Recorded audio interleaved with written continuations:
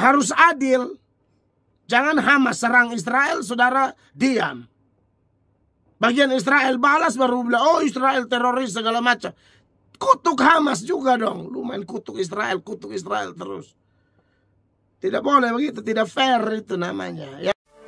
Dan pertanyaan selanjutnya, silakan. Terlepas dari keputusan Allah pada saat kejatuhan manusia dalam Taman Eden, iya, kenapa hewan yang dipakai iblis untuk menjatuhkan manusia harus ular dan bukan yang lain? Lalu tentang tumbuhan, tentang pengetahuan yang baik dan buruk, kenapa harus pakai pohon dan bukan yang lain? Mohon penjelasan.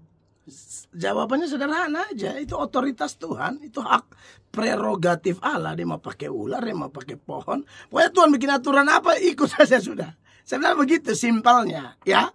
Kenapa Tuhan pakai ular? Memang Allah memutuskan harus pakai ular. Sama kayak Tuhan pakai manusia. Kenapa harus pakai mantan pembunuh kayak Musa, pimpin bangsa yang besar? Musa kan bunuh orang, lari. Tapi ini orang ini Tuhan cari dia sampai Tuhan pakai dia. Kenapa pakai Paulus, pembunuh, penjahat begitu? Suka-suka Allah. Kenapa Allah harus selamatkan itu pelacur yang laki sulima, itu laki orang semua. Anda bayangkan. Suka-suka Allah, mau pokoknya semua ciptaan. Mau manusia, mau binatang, mau tumbuhan. Allah mau pakai apa terserah. Ya, Allah mau pakai apa terserah. Itu pohon jarak. Ya, Tuhan bisa togor, Yunus, lalu pakai ulat. Anda lihat saja di situ. Hebat sekali Tuhan itu. Harusnya pelajarannya adalah ketika kita mengerti tentang otoritas kedaulatan, hak prerogatif Allah yang begitu superioritas luar biasa itu, maka harusnya kita yang manusia ini semakin takut sama Tuhan. Orang binatang aja lalat lagi diam, Tuhan suruh serbu Mesir, habis. Nyamuk. Itu manusia, Firaun dengan segala kekayaan bilang, jago perang apa? Nyamuk 2000 ini lu siap, lu perang sudah. Untuk satu orang 2000 yang serang. Entah waktu itu berapa ribu nyamuk, berapa juta nyamuk. Belum itu belalang datang. Baru urusan sama belalang, nyamuk, lalat, kita sudah setengah mati. Ya, harusnya kita kalau mengerti ini tambah takut Tuhan. Ya, Tuhan itu kuasai dari yang kecil-kecil sampai besar-besar. Dia bisa kirim belalang, dia bisa kirim nyamuk, dia bisa kirim lalat, dia bisa kirim ikan telan Yunus, dia juga bisa kirim burung gagak antar roti kasih Elia, dia bisa tegur Bileam pakai keledai. Aduh, Tuhan tuh hebat sekali. Saudara, kalau binatang Tuhan pakai lalu manusia kita pange-pange kau serahkan diri, Anda tidak mau minta maaf, binatang lebih dari lu. Kok bisa binatang aja bisa diatur oleh Tuhan, tapi ada manusia yang tidak mau. Wow, kepala batu sekali kau. Ini minta apa? Minta hukuman kah? Lebih baik kalau Tuhan ada panggil melalui hamba-hambanya, lebih baik datang. Jadi kalau Anda bertanya, kenapa harus ular? Kenapa harus itu pohon apa segala macam? Kenapa? Itulah suka-suka Tuhan. Itu jawaban paling pas, ya. Kalaupun saya pernah dengar orang menjawab ular begini, memang dia paling cerdik, betul, gini-gini. Tapi kembali Tuhan loh. Tuhan mau pakai ya suka Tuhan. Banyak orang yang kasih kemungkinan ini, kemungkinan, terlalu banyak kemungkinan. Yang pasti-pasti aja. Yang pasti apa? Tuhan berdaulat. Jawab yang pasti-pasti, jangan terlalu banyak kemungkinan, maka waktu. Ya. Jadi sekali lagi ya, Bapak Ibu terkasih, melihat semua ini, Tuhan begitu luar biasa berkuasa atas hal-hal kecil sampai hal besar. Kalau nyamuk dia bisa kirim, lalu apa lagi? Belalang, ikan, burung dia bisa kirim, keledai dia bisa pakai. Maka dia bisa kirim juga meteor. Dengar beta nih. Dia benar, saya kasih tahu, bumi ini kan saudara belajar itu. Bisa tidak Tuhan kalau mau kasih ancur ini bumi, penggenapan dalam 2 Petrus itu. 2 Petrus 3 ayat 10, 11, 12. Bumi ini akan hancur. Hancurnya bagaimana? Bisa jadi Tuhan kasih lepas itu meteor di atas, pumpang. Jangankan meteor, kemarin di NTT Kupang gempa jam 5 pagi lewat 4 menit kalau tidak salah. Itu orang sudah lari salah-salah. Ada yang lari bawa anak, ada yang lari bilang keselamatan masing-masing. Ya, anak tidak tahu di mana, bapak di mana, mama di mana. Nah, buat saudara-saudara, ya. Jadi kalau ada yang begitu-begitu, saya Pendeta Mel atau kasih tahu bertobat sudah. Percayalah, ini dunia akan hancur. Ya. Tambah lagi Israel sudah bilang, Benyamin Netanyahu sudah bilang ini tidak ada ampun bagi Hamas. Contoh ya. Jangan sampai ini akan menjadi tanda-tanda kiamat. Perang di mana-mana dan perangnya ganas-ganas lagi. Ya. Tapi ya sudahlah, kita di Indonesia tak usah ikut arus. Kalau soal mengerti apa-apa, lu jangan baterai-baterai kayak orang gila di Indonesia. Bela Israel lah, bela Palestina lah. Indonesia saja masalah banyak, kau bela sana, bela sini.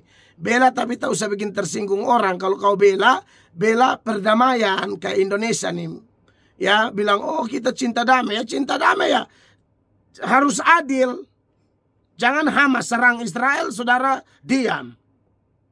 Bagian Israel balas baru bilang, oh Israel teroris segala macam. Kutuk Hamas juga dong. Lu main kutuk Israel terus. Tidak boleh begitu, tidak fair itu namanya, ya. Ya, ini juga kenapa lari ke situ ya? Kan lagi hangat-hangatnya dan memang kembali kepada otoritas Tuhan kan. Tuhan pasti turut bekerja di balik semua itu. Itu jawaban saya, Tuhan berkati. Terima kasih banyak dan Ya. masih ada satu pertanyaan terakhir. Silakan. Orang tua saya ini, ayah pernah selingkuh lalu ibu saya dengan dalih disakiti terus. Akhirnya ibu saya yang juga pelayan Tuhan akhirnya ikutan jatuh pada perselingkuhan. Saya sudah mencoba segala cara untuk menegur ibu tapi tidak bisa. Ya. Nah, dari kejadian rumah tangga orang tua saya yang seperti ini, saya selalu berdoa pada Tuhan agar saya dan adik-adik tidak berlaku seperti kedua orang tua kami. Wow. Sampai akhirnya saya dan salah satu adik saya berada di titik di mana kami tidak ingin menjalani hubungan dan tidak ingin menikah. Apakah ini salah atau benar Bapak Pendeta? Mohon penjelasan. Siap. Bapak selingkuh, mama balas. Lalu anak-anak jadi trauma nih. Ceritanya begitu kan? Iya. Apa selingkuh, mama balas. Mama sutahan nih, mama pelayanan, tapi akhirnya mama juga tahu gagal fokus bagaimana. Menurut saya memang mama gagal fokus, ya mama agak menyimpang sedikit. Kan saya punya kenalan mama-mama yang kayak begini, lakinya tuh kurang ajar, saya minta ampun. Mamanya tidak balas. Mamanya tidak balas sampai ini hari. Tidak ada. Tidak ada, dia tidak mau ya. Makanya saya juga bingung dengan mamamu ya yang aneh bertanya, kok bisa pelayanan balas gitu loh. Ya orang masing-masing sih. Tapi kalau seharusnya jangan, tapi sudah terjadi. Lalu yang efek lebih parah adalah kepada kalian. Tapi saya tertarik tuh dengan penanya yang mengatakan saya dan adik saya ini sudah komitmen, kami tidak mau jadi seperti orang tua. Harus begitu. Dan itu Alkitabiah, dan itu yang akan membebaskan kamu. Kalau kamu lihat dalam Yehezkiel ya. Yehezkiel pasal 18 itu ya. Yehezkiel pasal 18 mulai ayat 15, saudara-saudara, atau ayatnya yang ke-14. Dikatakan, sesungguhnya kalau ia melahirkan seorang anak, dan anak ini melihat segala dosa yang dilakukan ayahnya, tetapi menginsafi hal itu, sehingga tidak melakukan seperti itu.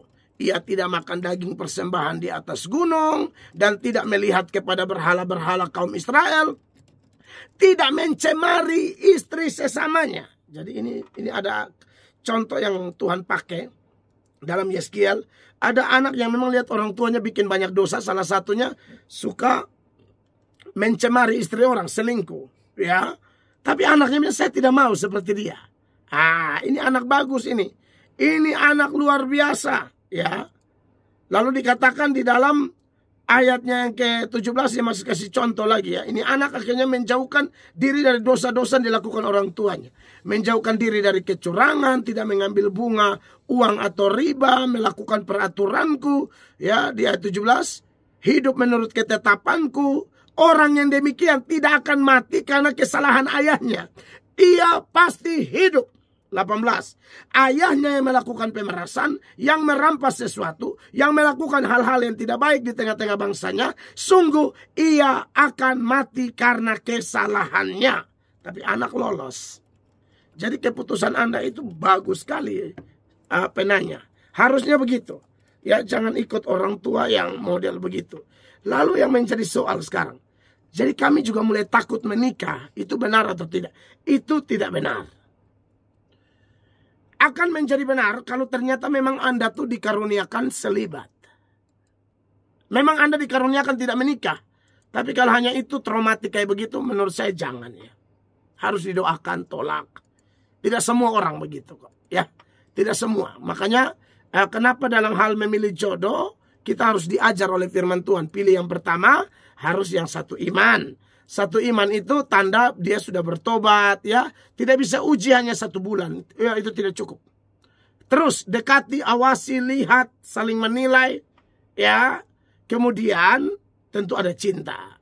Kemudian selain ada cinta, ada kesiapan sama-sama melayani Tuhan. Saya pikir itu bagus, sangat bagus. Apakah kalau ketemu pasangan begini nanti rumah tangga tidak ada masalah? Ada. Tapi tidak mungkin sampai yang gila-gila begitu, tidak mungkin. Pasti Anda dan pasanganmu kelak yang sudah sesuai yang saya sampaikan tadi akan dipenuhi Roh Kudus dan firman-Nya sehingga kehidupanmu terarah dan memuliakan Allah. Itu ya, Tuhan berkati. Terima kasih banyak Bapak.